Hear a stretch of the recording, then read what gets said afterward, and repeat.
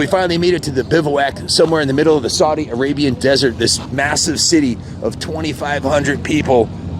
450 riders is set up, and this is something I really am excited to share with you guys. The Motul team, they set up a category called the Originals by Motul, and these are all privateers. These guys, in this class right here, there's 27 men competing in this class, and there is no support for these guys. They have to do all their own mechanical, all their own wrenching, and they only show up with a box full of parts. They get a small box of parts right here. This is it. 5,200 miles across the desert, treacherous terrain, and they get a small box of tools and a change of tires. That's it. So the mechanical integrity of the bikes is very much a incredible endurance rally to go 15 days, an average of 400 miles a day is absolutely ridiculous with 2 sets of tires. Just surviving it is a major accomplishment. And this year, there's a team, ARO, American Rally Originals. 5 guys from the United States got together to try to become, one of them hopefully would win and be the first American to win the American Rally Originals by Motul. Most of the bikes here are KTM, Husqvarna, and Gas. KTM's have been dominating the world rally scene for, well, the last 20 years. Those 2 are KTMs. We have one Yamaha right here. This one's a Husqvarna. Check these out. KTM actually has a factory production version of the rally bikes that looks just like this. It's all set up with all the has your route sheet and your GPS, and it actually has a locating device on here. So if you get lost in the desert, or you get knocked out or something, or you break down, the event organizers can come find you and rescue you with a helicopter or a truck or something like that. So can you imagine that? 5,200 miles across the desert with 1 set of tires as a spare. Just unbelievable. The Originals by Motul. This is the Motul Racing Lab. They have all kinds of scientific equipment in here to test the quality of the oils after they get tortured running across the desert. So this truck actually does the whole route, 5,200 miles through the desert, Saudi Arabian desert. I know one of the guys from the ARO team broke his ankle. I'm not sure how many of the 27 guys are still in it, but I can count 1, 2, 3, 4, 5, 6, 7, 8, 9, 10, 11, 12, 13, 14, 15, 16 bikes. That may be the only survivors of the 27, and it really is a game of survival on this rally. This is round 1 of the World Rally Championship, and like I said, the American Rally Originals are here to try to win the Dakar. One of them hopefully would win the Dakar, and if not that, gain points for the World Championship, which is a 5-round series in 4 different countries. And this is the first round, started December 31st, it ends January 15th. That's a major commitment. 2 weeks of racing, living, sleeping, eating, everything. You do nothing but race for 2 weeks. You see this one looks like it took a little hit there.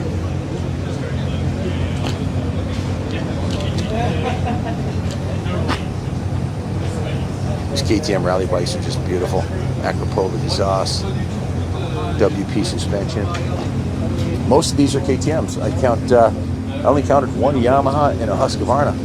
So, hey, if it works, that's what the guys are going to ride. This is Paul Neff's bike. Here's another view up close of the navigation system.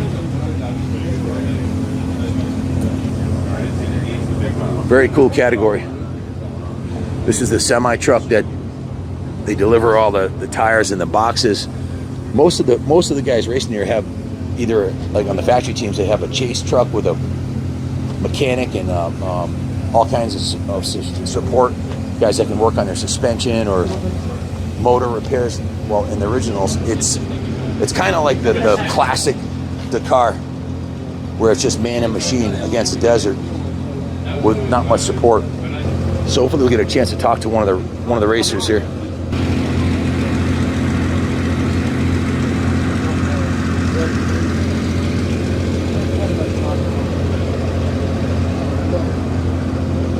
That's it, man. You get a box.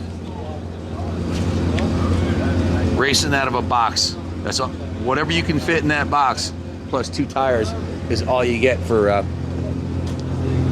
2 weeks. 5,250 miles across the desert. This is Wolfie.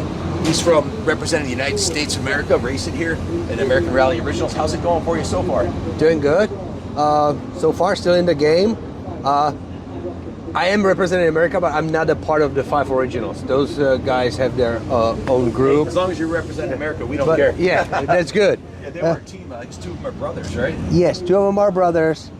And then Kyle McCoy, Mo Hart, and Paul Neff. Great guys. Fun riding with them here, you know. So how you holding up? I had a bad crash on day 5, which kind of took me out of the How your hands going? Being competitive. The blisters? The hands are good. My ribs are heavily bruised, and I messed up my sternum. Oh man. So right now, I'm just trying to go for the finish. Like the hopes are doing really good, and improving my result from 2020 are already in the drain. So How many more miles do you have to go? Do you know? I know one thing. Without 200 miles, we already done what was last year Dakar. Wow. So you've already equaled last year's Dakar. Without like 200 miles or something like that. Yeah. Yeah. The total I think was around 5,250 miles. That's hardcore. Yeah. So we have 6 more days to go. This is definitely one of the tougher ones. If I done, this is my 5th one. Maybe the 2018, the 40th anniversary was about as hard. But quite honestly, I think this is the hardest one I've done so far. How's your KTM holding up? She's been doing good so far. Nothing really crazy. She didn't let me hang in nowhere yet. She will get everything new right now. Chains, sprockets, clutch, guides, oil. So you have to do all this work yourself? Yeah. In addition to riding? That will happen tomorrow. Yeah, for a lot of people it's a rest day, not for us. For us it's You guys are like the true classic, like the heart of what Dakar is all about, you know? Adventure, like some of the factory guys that get everything's done for them. You guys are not only riding, but you're the support team, you're the mechanic, you're doing everything, and that's what really attracted me to the whole concept of the Originals. I think it's a fantastic idea.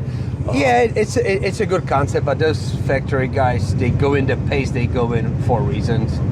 Like, you know, it's a couple guys here, like I think Juan Pedrero and like Mani, and they, you know, they get around top 20 and stuff like that, but you know, it's those factory guys are a different level. I don't want to knock anything down from them. Sure. But yeah, a lot of those factory guys, they do have respect for us because they think it's hardcore. You know, you're not getting a rest. You have to. This is crazy. Yeah. So, riding fast enough to do well, but slow enough to not crash out and break stuff. That's a big key of what you're doing. And you have to navigate too on top of it, right? Yeah, you don't want to. The goal was not to break the bike, which so far I was doing well with that. I didn't break up the bike, but I ended up breaking me. So I don't know what's better. The bike's usually easier to repair. So what year did you start racing? My first Dakar was 2017. I did 17, 18, 19, 20. I did the first one here. Then I did 21 in the car as a navigator, and I decided to come back this year again. What keeps you coming back? Obviously, it's a huge commitment. 2 weeks of your year, and you have a lot of time training and getting ready and getting your bike over here. It's a major commitment. The Dakar is a whole year commitment. If you decide it's a full-time job, right? You have to start January. I did most of them with having the job still. So, are you currently working too, or are you focusing mostly on just racing? No. This year I got lucky. I sold my business in April. So, but the previous Dakars I was working 6-7 days a week and still training and getting ready for Dakar. So, most of the guys they run this class, or they are not factory. They have to have jobs. You know, to afford it. Yeah, to afford it. It's expensive sport. Obviously, I'm grateful for a lot of my good sponsors. They helped me out big time. But first 3 Dakars are pretty much paid out of my own pocket. Now the Dakar is the pinnacle of off-road racing. I'm sure you worked up to. Did you start doing local enduros and worked your way up to the big rallies, or did you do motocross at one point? Or I never did motocross. I actually started riding dirt bikes very late. I started riding dirt bikes when I was 36. How old are you now? 47. 47, and you're still. So I pretty much did my first Dakar when only riding dirt bike for like 5 years. Hey guys, he's 47 years old, doing the toughest class in the Dakar. What's stopping you? Get off the couch. Following his footsteps, man. Actually, I think it's a guy in the US. He has an Instagram called Couch to Dakar, and his plans to do it. That's his dream. So that was actually good saying. So is he gonna? He hasn't done it yet, but he wants it. He's working up to it. I think his plan is either 24 or 25. He's preparing for it right now. But it's you can do all the races. They are there, like Rally du Maroc, Sonora. It's great race. It's Darren Skelton does great job with putting it on. But like, you think you have idea till you do one Dakar, you don't. Like, I talked to the quad guy today. Was his first Dakar, and he raced the whole world championship and all that. And he said, like, yeah, I thought I will have idea. I was like, no, I didn't. You learn as you go. Well, it's just an animal on its own. It's pretty much like almost Baja 1000 almost every day. Wow, that's crazy. Or like Baja 500. It is. It's almost like 5,250 miles. What we did today? We did 100K liaison in the morning, stage 347, so that's 447, and then you had a 400 liaison band, it's 800K. 2 days ago, we did 960K. Holy shit, that's like 600 miles. So, wow. And it's cold, rainy. How many hours a day do you ride to go that far? How long does it take to do it? More than I want to. Do you end up riding at night at all, or? Usually end of the part of liaison. I try to not to. It's dangerous at night. You can't see as well, right? I came only one time at night so far. I usually come in daylight, so which is good. But this year, even like 2020, when we were in Riyadh, was like we were wearing shorts and it was sunny. Like, look what you're wearing now. Yeah, we were winter jackets on. It's cold. Since day 2, we pretty much entered a cold zone and cannot get out of it. Like, 4 guys here. Does that make it harder for you? Do you prefer hot or cold? Because I guess the heat has a challenge too, right? The wet is the worst. Yeah. Like, we got twice wet on liaisons. Doesn't matter what you have on. One day we got soaking wet because we got wet in the stage, and then we had to do 300K liaison in the rain. So everybody came pretty much here shivering. Man. And that's the worst, when your body gets broken down and cold. But that's part of the Dakar. How do you keep your goggles clean when it's raining? That must be brutal. How do you see? You don't. So now your vision is better. You go fast enough, they will flick off. Okay. Just go faster. Don't worry. Yeah. You can't see, go faster. It'll blow off. Yeah, like the 2-day liaison, like, we were doing 120, 125 in traffic in rain. Because you're so cold, you just want to be done and over with. 125 miles an hour? Yeah, 125K. Okay, so about 100 miles an hour? Yeah, about 95, 90, 95. That's moving in the dirt for sure. What year is your KTM?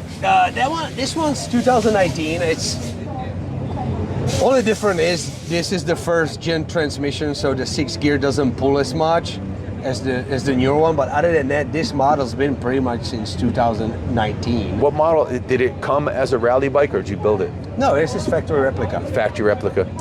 So this is the latest version. They introduced it 2019, and so far they didn't came with a new one. What the factory guys racing, that's probably will be for sale in a year or 2. Yep. But they still developing it, and they still, don't want to let it out. But that will be the new version of this. This is a limited production model, right? They don't make a lot of these. They do about 40 or 50 of them a year or something, maybe. I don't know. Do you have to get on a list to buy one, or do you have to be a qualified rally racer? I own this one, so no, you can buy it. You can find them. If you have the money, they'll sell you one. Yeah, if you want to spend $38,000, you can get one. $38,000 for just, and that's before you start doing the suspension to fit your weight and everything else, right? And you just change the springs. The suspension is pretty good. Do you change anything else on it, like bars or anything for your? No, I usually don't. This bike is pretty good to go. The fuel tank is incredible. I've never seen a tank like that on a production bike before, with the twin fills and. Well, it's 3 tanks. Oh, you have 3? It's your rear tank and 2 front tanks. How many gallons total does she hold? I think it's about 32 liters. And it's 3.75 liters in gallon. So let's see how good you math. 10 gallons? 8 gallons? 9 I gallons? think about 9 gallons. 9 gallons, yeah. I'm guessing, but yeah. Wow. How far can you go on 9 gallons? Depends how hard you on the pipe. I go pretty far because you don't twist it. And what the terrain is, if it's a lot of dunes and soft terrain, when you have a lot of wheel spin, you eat up more. But you have to make 240 kilometers without gas stop for the special. So usually the gas stops are about 219, 209, 220. So I think a couple of hero bikes run out of gas on the day 4. Yep. Because there was a lot of heavy sand dunes. The dunes were wet, so I think they used more gas. Sure. To go through it. So, but other than that, the bike's pretty much amazing. How does it draw fuel from 3 different tanks? Do you have to switch? So it's got a fuel pump in the back and fuel pump in the front, one in the front, and they connect it. So this one pushes in, and the rear tank goes to the front tanks. And is there one on-off switch like on a regular 450, or right here you have a rear and front switch for the tanks. So what happens? You run out the fronts, and then you know how much you have left, and you switch to the rears. Is that how you do it, or? Well, I run out the backs usually first. Run on the back first, yeah. Yeah, and you have a light here to show you when you hit the reserve. For whatever reason, mine never comes on, so the day not working, I guess. But did it come with all this gear from the factory, just like that? It comes with a road book holder, and that's about it. It does not come. This is ERTF. That's a loaner. You give them 1,000 or 2,000 euro deposit. What is this? What does that do? It's your GPS. That's your tracking. It has all your waypoints and everything. And those are your repeaters. Those are mine. They're about 700 euro each. So you've got well over 40,000 in this bike for sure. I'm sure. You know, it's somebody said, like, if you're rich and you don't want to be rich, start off-road racing. So. Yeah. that's about it. So like, I've heard him say, if you want to pile of money, start with a huge pile of money with racing, because it's going to be a lot smaller once you're done. Yeah, it's true. And the other thing too is it takes you. It like you said, it's almost a full-time job. You know, you spend a lot of the year working up to this. You got a physical training, right? I mean, you're probably working out all the time to get in good shape. Yeah, as much as I can. And practicing. Yeah, I try to go to the gym or try to ride. It's like, I live on the East Coast, so I don't have much desert. What state? I live in South Carolina. South Carolina. I'm in Charleston, second oldest city in the U.S. And you can ride pretty much year round there, right? You don't have too much of a winter Yeah, there. but we don't have that much to ride there. So that's like the guys in Nevada and Utah and those, they have definitely much better desert. But how do you practice for a rally? Just try to stay on the bike. Like I do race a lot of enduro. I enjoy racing enduro, not the hard enduro, just regular national enduro. That's like a walk in the park compared to this, right? It's different, you know. It's different bike, different tests. So you don't run this bike in the enduros. You run your. Let's just say this is a rally. I run my 250 or 350. 2 strokes. But like I race it with my buddies, you know, back home, and it's just something you pack your stuff, you go for the weekend and you go race. So it's I use that as a prep, and fortunately, like, you know, I was able to get down to West Coast and hang out with Skylar for a few weeks, you know, riding mountain bikes and dirt bikes and stuff like that. So I don't know, like, I love riding dirt bikes just because it's so much. I met a lot of good friends through dirt bikes. All of my friends are from dirt bikes. And, you know, and I think that's what brings me to keep riding them. And then, you know, it's a beautiful thing. hopefully I will, the goal is to make it to finish. We'll see how that goes. It's You have what, how many more days? 6 days. 6 more days? Yeah. So how many thousands of miles have you gone so far? I don't know. Like, I don't pay that much attention to it. I haven't even had time to post on social media that much. Don't worry, we're going to do it for you. I think I made 3 posts or whatever, but Yeah, this will be on YouTube probably tomorrow. So, but it's just try to stay healthy and in one piece. The day's gonna be shorter. Like I think we have a couple of days where it's like under 200K and stuff. But the problem with shorter days, those are the tough days. Like when you see when you have 440 special and 400K days, I'll be like, okay, there's got to be somewhat fast because they got to get everybody through. yeah. But then when you see the shorter days, be like, oh, You're in for it then, right? they have enough time to break you and get you home. So I read up on the originals. Apparently, you guys only get to bring what will fit in the box there, sort of. You don't get to bring a whole lot of stuff. That's where your tools and everything is. You get to bring one gear bag. And a gear bag. And these guys are freaking awesome. Like they take care of us. Motul's team is really hooking you guys up. Like those guys take care of us like we are freaking babies. Like and it's the same crew usually almost every year. So you know these guys pretty good now. They're just super nice. We have always water stocked up. You need something, they help you find it. They put out your wet clothes. And they supply all the oils, everything in here is Motul, right? Supplies everything, yeah. They give us tents, sleeping bags, all that. Yeah, I heard you guys have to sleep in tents, and that's all, tent and a sleeping bag, that's it, right? Yeah, it's not that bad. So you're out here for 2 weeks, man. You camping, bro. Yeah. I guess on the sand it's pretty comfortable, right? It's not too bad. And then you could probably sleep on a rack after riding 500 miles in a day. You'd probably sleep on concrete and feel good. You actually wanted something comfortable because your butt's pretty sore after that. Yeah, I bet. But this year the seat concept guys hooked me up, and it's the first year I actually used So this is the factory seat. That's a stock seat. Yeah, that's pretty stiff. Not much to it. This is the seat the boys at Seat Concept made for me, and it's a game changer. It's the first Dakar I'm using actually. That is really nice. Has it helped a lot?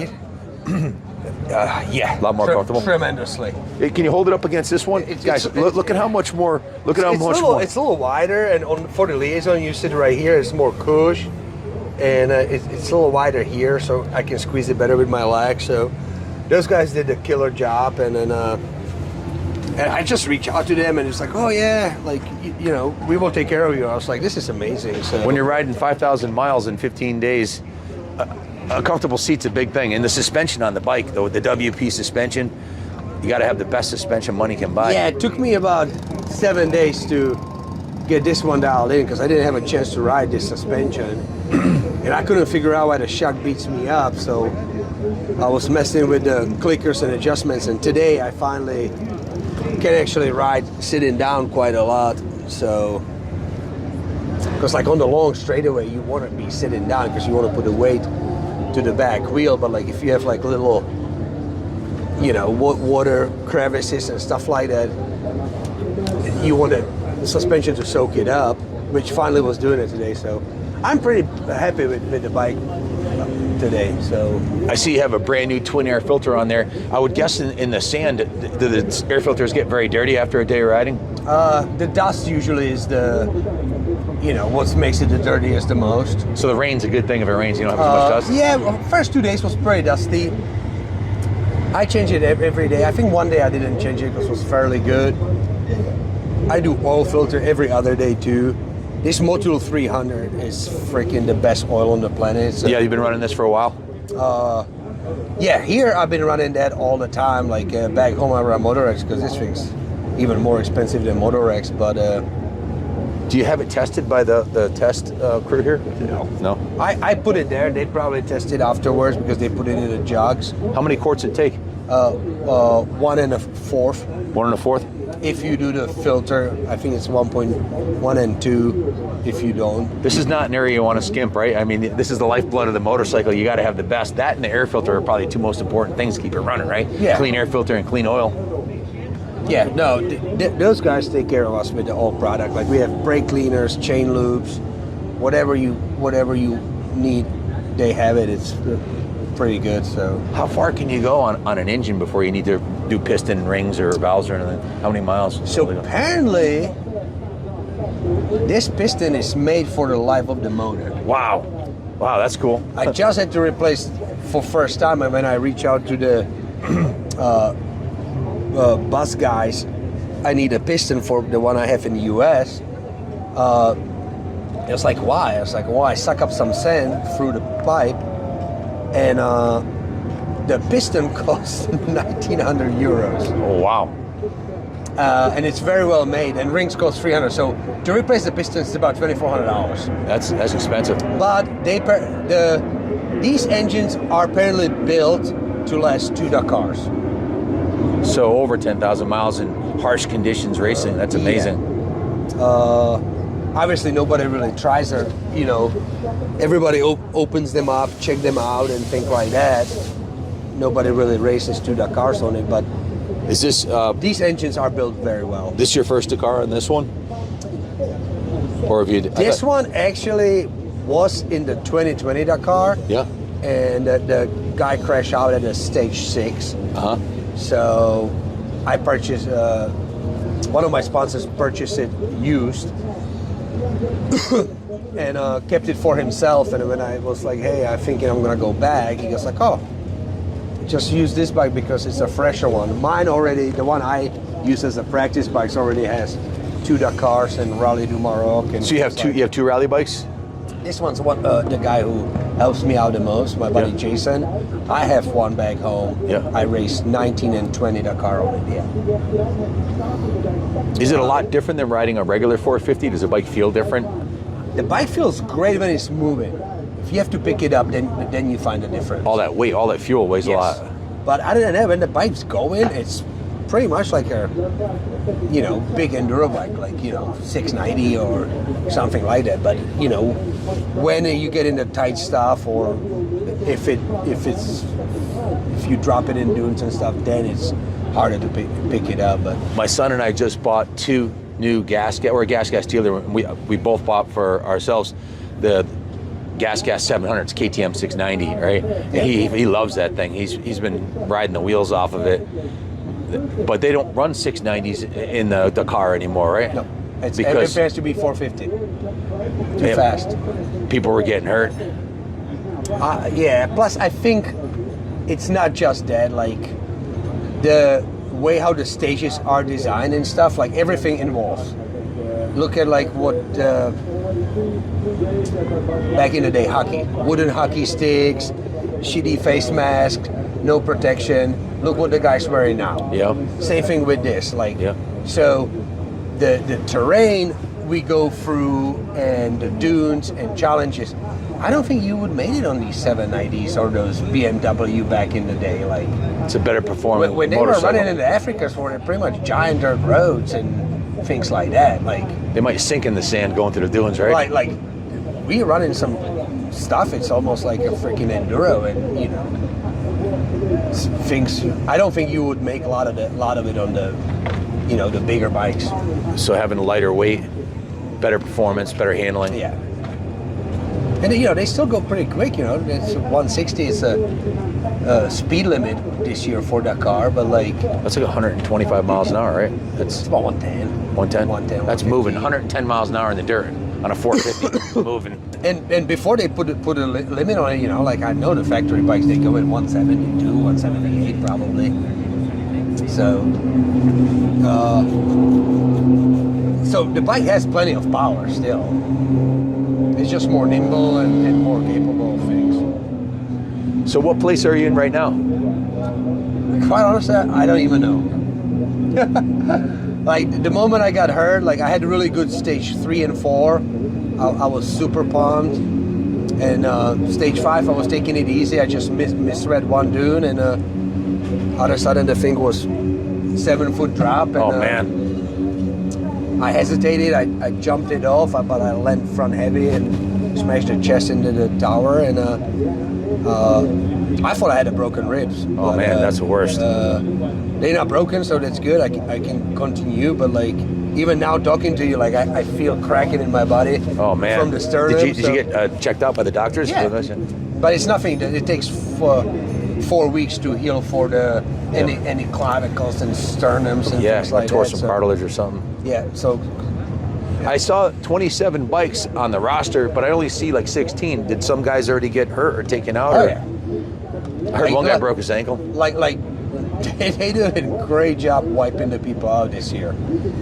Like I think they had 22 or 24 quads started, and I think it's only like 7 left. Oh my God! Wow, And, 2/3 of the field is out. And I think we lost probably 30 to 40 bikes already. Wow. It's very much a survival. We've been watching a lot of the videos and seeing guys coming over dunes, and like just what happened to you, it's straight down on the other side, you know, or rocks. And yeah, it's been tough. Like you saw what happened to Audi. They two crashed on the one dune, and those guys, like, I think, I don't know if it was Sainz or Perez, I was like, those guys are kings of Dakar. Yeah. And for them to misread and misjudge, it's super unfortunate, but it's that's kind of how it's been. Like it's very easy to make one mistake. You know, I'm super pumped for my buddy Skylar House, who's leading the Dakar for like last 3 days. The kid's amazing, and he deserves young kid it. too. Yeah. He deserves it to be, you know, on the front, because he puts so much hard work, and he's really humble and good, and I had a really hard time to even get a ride. So I think I hope he's just gonna keep. He won't have a hard time getting a ride next year, will he? Well, he's already factory husky, but like it took a while for him to get it there. But he's definitely proved them he was worth it right from the get-go. Oh, yeah. So I'm super stoked for him. He's amazing human. So I hope he will keep it leading all the way till the finish. So this is your 4th Dakar? 5th on the Fifth? And did you finish the first 4? Yes. That's remarkable. You're batting 100. Now, the statistics I've read is 50% of the competitors don't finish the rally, historically over the last 45 years. So, and you're batting 100. That's fantastic. Yeah, I was pretty lucky, you know, for first 4 years, and that's why I was kind of hesitant even going back. It was like, am I really like pushing my luck? Because eventually you will not finish one. It's no way about it. So, yeah, and you know, I almost throw it away. You know, and we're not even in the finish yet. So, the hardest thing for me is like to use my upper body. So today I had one little tip over at the dune, and I had to pick the bike up, and that was the hardest thing. Especially after getting injured. Yeah. Other than that, so we'll see how it goes. We're about to start hitting a lot of sand dunes, and those are very demanding for me. So we'll see. But like, you know, we 3/4 there, maybe a little over half. So I had heard an American had never won the originals, but now we have 6 Americans at least competing, the 5 AROs and yourself. Are there any other Americans besides you 6 guys? Or yeah, it's this year was total of 11. 11 out of 27? Like, no, not in the original. Like in the motorcycle category, we had 11 Americans competing. Yeah. We have 2 factory guys, Ricky and Skylar. Then we have Jacob Argabride. He's riding with Dusko. It's his first Dakar. He's doing very well also. Then we have a guy named Ace. I don't remember his last name. And then 6 of us here. So it was, hopefully I didn't forget anybody. But yeah, I did it 2020 Malay Moto, but I had a Czech flag because I'm dual citizen. So they didn't count. So this year will count. Malay Moto, is it Malle Moto? That's what they originally called it, which Malay stands for a box, right? French for box, yeah. It's French for box. And they changed it to the original by Motul. But that's what they... Because Motul does most of the work, so... Motul does a lot for you guys, huh? Those guys are, like I said, they're amazing. Very thankful for them. Yeah, they have a huge... That's why I put them on the bike as a sponsor, even without like nothing, you know, question it, and they deserve any kind of recognition. Amen. Well, hey, thank you so much. I really enjoyed. Thank you for speaking with you. Having the time and chat it up, and hopefully I will be able to give you the interview in the finish. We'll be pulling for you. Hopefully we'll see you at the finish line. Yeah. Thank you, guys. God bless America. Thank you. And all other 64 countries that are here at the 45th running of the Dakar by Motul. Stay tuned.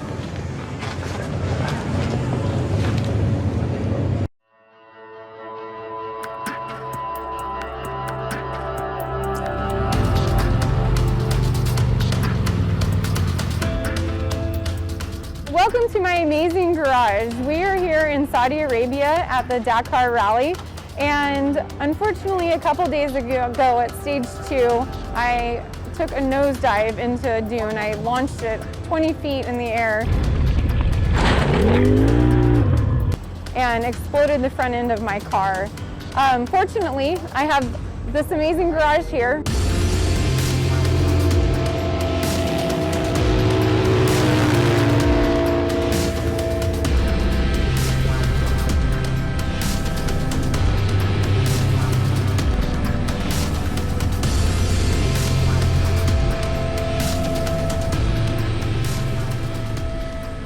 We can be portable, go out to the middle of the desert and fix my car up. Within hours, they had me back on course. I was able to continue competing the next day.